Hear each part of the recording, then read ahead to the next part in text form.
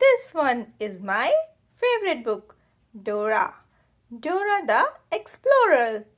Dora's puppy, Perrito. Dora has a puppy. His name is Perrito. Dora loves to play with her puppy. Dora and Boots visit Dora's grandmother. Dora's grandmother has a gift for Perrito. Dora says thank you to her grandmother. Now Dora and Boots must get home. They check map. First, Dora and Boots go to Butterfly Garden.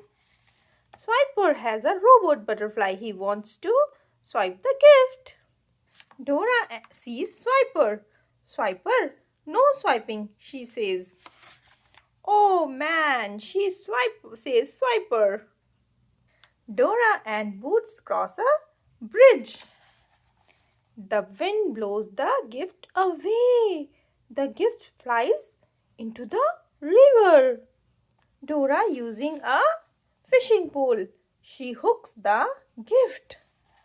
Oh, Dora and Boots go to the dancing trees. They count the trees. There are 10. Dora and Boots wave their arms. They look like trees.